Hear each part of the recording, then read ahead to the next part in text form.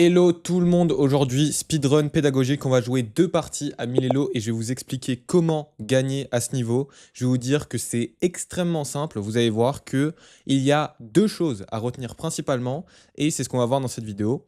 On va commencer par jouer E4-5, donc déjà, si vous avez 1000 Elo, n'apprenez pas les ouvertures, appliquez les principes, on applique les 3 grands principes. Si vous ne connaissez pas que c'est l'ouverture du fou, ça par exemple, ce n'est pas grave. Ce qui va être important, c'est que vous appliquez les principes de l'ouverture et qu'on mette les pièces vers le centre. Donc on prend le centre avec les pions, on développe les pièces et on va mettre le roi à l'abri. Et ensuite, on va pouvoir mettre en place des conseils plus avancés pour vous les Milélo. Et je pensais à vous d'ailleurs, on va changer un petit peu l'organisation de l'échiquier. On va mettre un truc un peu plus stylé. Hop. Ok, voilà, je pense que c'est un peu plus beau pour vos yeux, hein. Donc D3, ok. On va continuer de prendre le centre, on va appliquer les principes. Les cavaliers avant les fous. On sait que les cavaliers ils vont là, ils vont aller défendre le centre. Cavalier H3 par exemple, ce n'est pas un bon coup. Vous pouvez vous en douter. Pourquoi? Parce que le problème de cavalier H3, c'est qu'il ne contrôle pas le centre. Mais il faut vous poser une question. Et ça qui est un peu intéressant à vous demander, ça c'est un petit bonus pour... Normalement c'est plus lointain, plus avancé le conseil que je vais vous donner. Mais mon adversaire me permet d'être un peu pédagogique. Posez-vous la question de pourquoi il a joué ce coup. On se dit que il est débile, tu vois, il devrait le mettre en F3. Mais non, il y a une raison derrière le coup cavalier F3, cavalier H3. Et la raison, c'est que s'il l'a pas mis en F3, c'est qu'il veut pouvoir pousser son pion en F4. Et voilà, donc ça, retenez bien, il n'est pas débile, ton adversaire. Ne pensez pas que votre adversaire est débile, pensez juste qu'il a une idée derrière la tête. Là, son idée, c'est de jouer F4. Je ne peux pas l'empêcher. Par contre, cavalier G5 ou fou G5, ça me fait chier. Donc, on va jouer H6, parce que sûrement son idée, c'est d'avoir des idées sur F7. Donc, on va jouer H6, voilà, on va lui bloquer tout jeu. Et il joue C3, et on va continuer notre développement, on va finir notre développement, et bientôt, on pourra rentrer dans les deux choses à appliquer absolument pour passer les 1000 Elo et atteindre les 1100. On finit le développement, les principes d'ouverture. Il nous suffira de jouer ça, ça et développer nos dernières pièces. Et ensuite, on aura fait une bonne ouverture parce que notre 3 être à l'abri. Ok, une autre idée du coup cavalier H3 qui était débile sur le papier, mais il y a une idée, c'est que la dame vient en F3 et que du coup maintenant il a la case F3 qui n'est pas bloquée par le cavalier. Est-ce qu'on peut en profiter? Est-ce que, par exemple, on pourrait pas attaquer cette dame qui est sortie un peu tôt? Normalement, on préfère sortir les pièces avant de jouer ça. Eh bien, il y a un pattern que vous devez retenir, c'est que souvent, quand il y a une dame en F3 et qu'il y a un cavalier en F6, on peut mettre un fou en G4, parce que le fou va être soutenu par le cavalier. Et du coup, on aimerait bien mettre un fou en G4. C'est pour ça qu'on va jouer D6 avec l'idée fou G4. Fou G4, on va attaquer la dame. Lui, il joue ça. Et on se pose la première question. Là, première chose, pour passer les 1000 Elo, les gars, ça va être la chose. Écoutez bien. Posez-vous la question, que veut mon adversaire? Est-ce que je fais des erreurs simples? La première chose qui caractérise les 1000 Elo, c'est qu'ils sont à un stade où ils ne font plus d'erreurs trop basiques. Ils ne donnent plus de pièces en 1, et ils le font toujours, mais beaucoup moins rarement. Et sûrement, toi, ce qui t'arrive, par contre, c'est de faire des erreurs un peu plus sophistiquées. Des tactiques en 2 coups, des tactiques en 1 coup. Et ça t'arrive parce que tu ne te poses pas la question consciemment de que veut l'adversaire. Ici, l'adversaire, il a joué Dame G3. Je vais tourner l'échiquier pour que tu puisses voir. Il a joué Dame G3. T'imagines qu'il a pris la dame, il a joué Dame G3, tu vois. Et au lieu de te dire, bah, il est débile, je sais pas, il bouge sa dame, je vais développer mon fou. Eh bien, au lieu de jouer ça, tu vas te poser la question, il a joué Dame G3 pour une raison. Quelle est la raison? C'est qu'il a un clouage, il a un vis-à-vis ici. Et peut-être qu'il a fou prend un 6. Et ça, souvent, les Milélo, ils le ratent. Ils se disent, bah, il n'y a rien, je vais développer une pièce. Non, non. Première chose, pour passer les Milélo, arrêtez les erreurs simples, tactiques, en te posant consciemment la question, que veut mon adversaire? Est-ce que je rate une tactique? Est-ce qu'il y a une erreur simple? Pour ça, tu peux appliquer le cycle SA, etc. On en parlera dans Chess Success, mon guide complet pour passer aux 2000 Elo. Mais là, ce qu'on peut faire pour empêcher fou H6, c'est très simplement décaler en fait, du clouage. Comme ça, si je prends H6, je peux prendre. Mais voilà, ça aurait été une erreur que tu aurais pu faire en partie, j'imagine. Là, il va avoir des idées de F4, mais il peut pas jouer tout de suite parce que le roi est cloué. Donc, tu vas peut-être jouer roi H1. En tout cas, nous, ça change rien pour nous. On va quand même développer une pièce, peut-être en E6. Peut-être on va prendre le cavalier. Mais on veut pas prendre le cavalier parce que le fou, on va pas donner notre paire de fous comme ça. Et voilà. Ça rentre encore dans la première chose que je vous ai dit. les 1000 Elo, ils ont tendance à faire des erreurs. Tu vois, c'est pas des erreurs de 500 Elo où tu donnes une pièce. Tu vois, t'as passé ce stade. Par contre, enfin, tu donnes toujours des pièces, mais pas aussi souvent, ce que je veux dire. Ce que je veux dire, c'est que là, tu vois, il te donne un pion sans calculer. Et là, juste pion prend, cavalier prend, pion gratuit. Et c'est comme ça que vous allez gagner à ce niveau. Vous n'avez pas besoin de faire de prouesse. En fait, souvent, ils vont un peu s'auto-détruire à votre niveau. Si vous ne faites pas d'erreur et que votre adversaire fait une erreur, bah, vous pouvez capitaliser dessus. Et souvent, vous allez gagner la partie comme ça. Vous n'avez pas besoin de jouer des coups sophistiqués, penser à 35 lignes d'affilée. Et voilà, donc on a gagné un pion. Maintenant, est-ce que c'est suffisant pour pouvoir gagner? Sûrement pas encore, mais on voit qu'il y a des menaces. On a des menaces de cavalier C2, enferme la tour. On a des menaces si le fou bouge de cavalier E2, fourchette. Et s'il joue F4, il va se prendre ça dans la tronche, il va se prendre une double attaque. Fou D3, très bon coup, il défend les deux attaques simultanément. Mais, deuxième chose, pour passer les 1000 Elo, écoutez bien. La première, c'était les erreurs simples, se poser consciemment la question de est-ce que je fais une erreur? Deuxième question, le cycle CA, est-ce que il y a des tactiques pour moi dans la position? Vous devez faire des puzzles si vous voulez passer 1000 Elo. Vous avez un stade du jeu où vous êtes devenu bon, mais pas encore assez bon, et notamment dans les tactiques. Et les tactiques, ça va être votre levier. Ici, il y a une tactique. On a l'impression qu'il défend le pion E4. Et on a l'impression qu'il défend le pion E4. Et beaucoup de débutants pourraient s'arrêter là. Et prise, voilà, il n'y a rien, j'ai perdu un cavalier. Sauf que non. Continuity en anglais, c'est qu'est-ce qui se passe après cavalier prend, fou prend. Et quelle est la nouvelle position? Imagine-toi la nouvelle position. Attends, on avait vu qu'il y avait des fourchettes comme ça. Et le fou n'est plus là pour le défendre. Quand il a pris E4, il n'est plus là pour défendre la case en E2. Et donc, je peux juste prendre le pion. Et donc là, tu vois, on a gagné 2 pions. Sans se poser de questions. Voilà, il prend, tu vois, il se pose même pas la question. Parce que à votre niveau, les gars, je vous assure que ça a l'air bête, hein, mais juste, ils font les erreurs sans se poser de questions. Il s'est pas posé la question de pourquoi j'ai donné une pièce comme ça. Et parce que à ce niveau, vraiment, ils feront ce genre d'erreur. Et voilà. Maintenant, principe de conversion, très simple. Quand on a un avantage matériel, on échange les pièces, mais on garde les pions. Comment on échange des pièces ici? On prend le cavalier en H3, très simple. Moins il y a de pièces sur l'échiquier, moins il peut nous faire peur. On fait quoi aussi? On active nos dernières pièces, nos dames, elle n'a pas joué. On s'en fout du pion, c'est pas très grave, on va pouvoir activer notre tour. Là, ce qui va être important, c'est d'activer nos pièces. Et voilà, il prend le pion, évidemment, mais c'est pas grave. Maintenant, tu vois, on a une tour active qui va taper sur B2.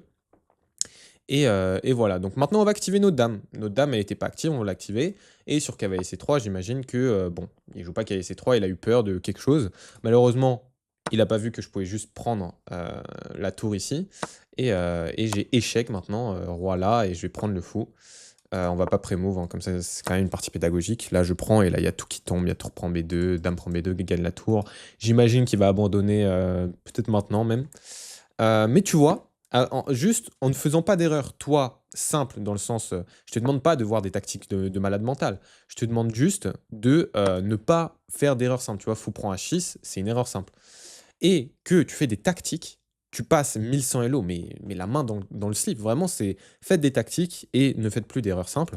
Je vais te montrer ça dans une deuxième partie. Là, je vais finir cette partie assez rapidement. Et vraiment, à votre niveau, les gars, c'est que des victoires comme ça. Je vous assure que ce sera pas très compliqué. Et il n'y a pas besoin de faire des trucs super sophistiqués. C'est un mensonge, hein. Vraiment, il n'y a pas besoin d'être extrêmement pointu. Pour l'instant, vous devez juste maîtriser les bases. Et c'est vraiment pas pour être dénigrant. Peut-être, il y a certaines personnes qui me disent que putain, mec, j'aimerais bien apprendre des trucs sophistiqués. Genre, c'est bon, on a le niveau, frère.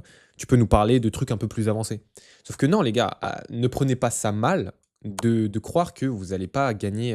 Enfin, que vous pouvez pas comprendre les trucs sophistiqués. C'est normal que vous ne compreniez pas ce qu'est un plan de jeu. C'est normal que vous ne puissiez pas comprendre les enjeux long terme et tout. Enfin, c'est vraiment pas un. C'est pas une honte, les gars, et sûrement pas un truc. Enfin, vous devez pas par ego vous dire ouais, je vais apprendre des trucs hyper compliqués. Et là, maths de l'escalier, magnifique. J'ai gagné 51 Elo parce que c'est un nouveau compte. Et ouais, j'ai fait un brillant, bravo. Non, non, non, non, non, non, non, non, non, non, non. Est-ce qu'il peut arrêter de review? Chesscom, tu peux arrêter de prendre mon argent, s'il te plaît? Allez, on va aller play online. Hop, hop, hop. Ok, deuxième partie, les gars. Là, l'adversaire un peu meilleur, 1067. On a les blancs, on va jouer E4. Et voilà. Mais du coup, vraiment, les gars, si vous êtes 1000 Elo ou je sais même pas, si on vous dit que les gars, c'est pas à votre portée, c'est pas dénigrant, c'est juste normal. Vous devez accepter, vous devez ne pas avoir l'ego de vous dire non, je peux le comprendre, je suis assez bon aux échecs. Non, si on vous dit que vous n'êtes pas encore assez bon, c'est pour une raison. C'est que vous devez progresser avant de vous attaquer à des trucs genre stratégiques hyper long terme. Merde, attends, j'ai joué une. Ah, j'ai joué par réflexe. OK, là, je pourrais gagner, directement avec cavalier prend D4. Ça va être l'occasion. J'ai pas été pédagogique, là, j'aurais dû développer mes pièces et cetera et jouer une partie un peu plus normale.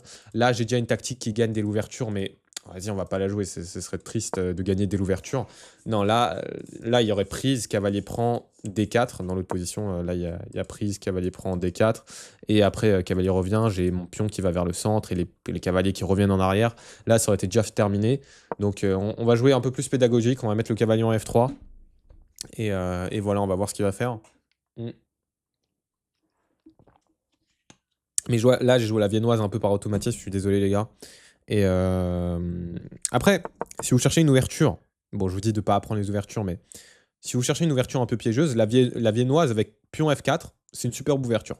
Voilà, si vous voulez une vidéo là-dessus, dites-le moi. En tout cas, c'est vraiment l'une des meilleures ouvertures avec les blancs. Je la joue tout le temps perso à 2600 Elo, donc zéro souci. Et voilà, D6. Ok, on continue les principes d'ouverture. On a une pièce qui n'a pas joué. On la développe en C4. Et voilà, on attaque ça. On a parfois des idées de faire cavalier G5. Bon, c'est pas le cas ici. Fou ici. Ok.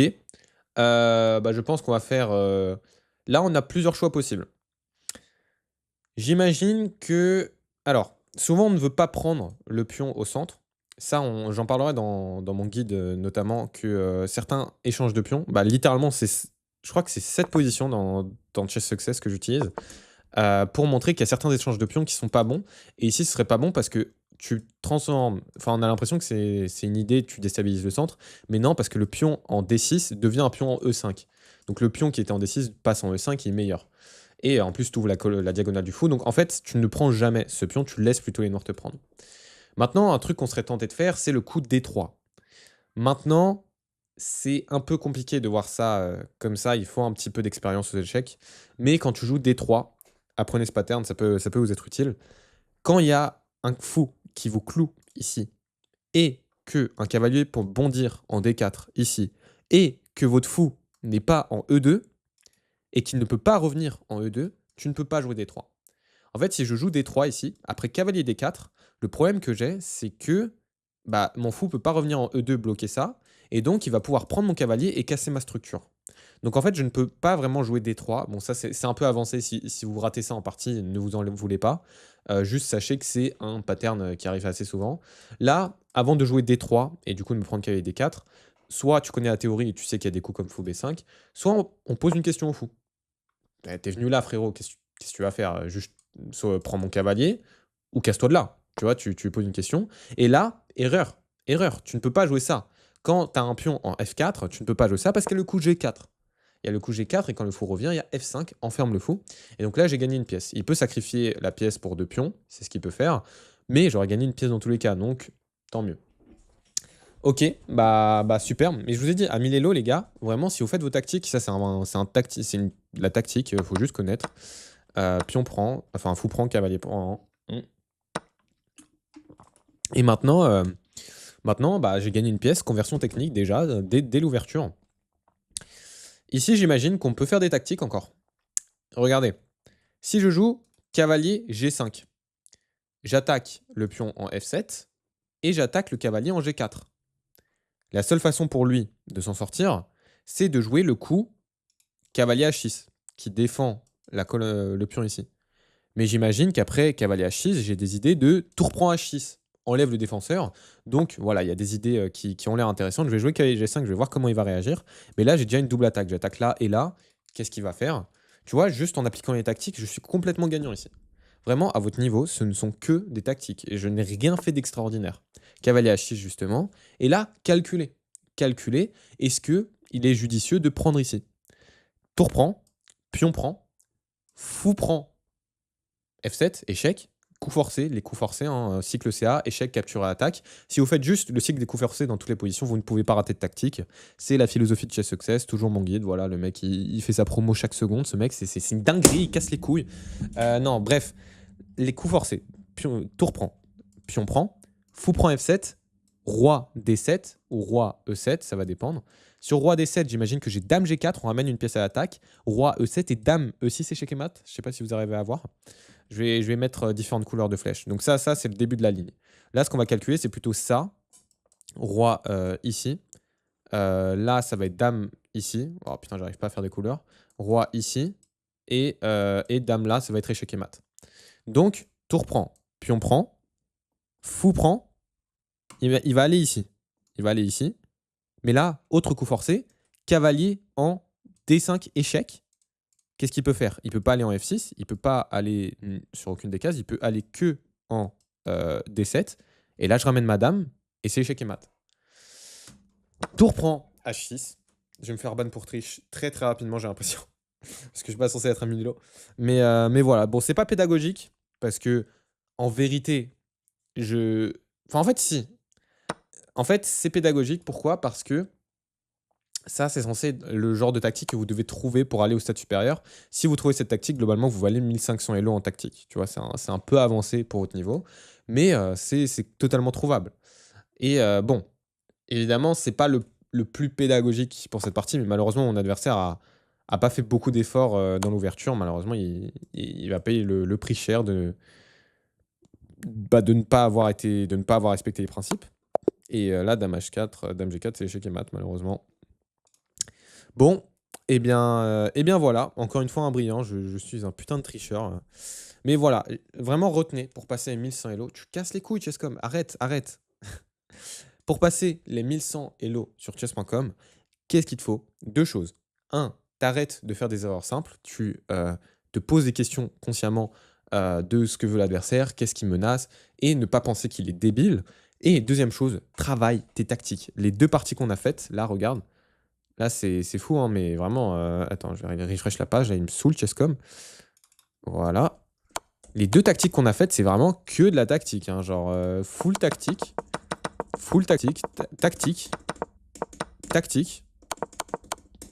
Enfin, globalement, c'était que ça, la partie. Donc, vraiment, pour passer mission Elo, arrête les erreurs simples, focus sur les tactiques, et je t'assure que juste en faisant ça, tu vas atteindre les missions Elo.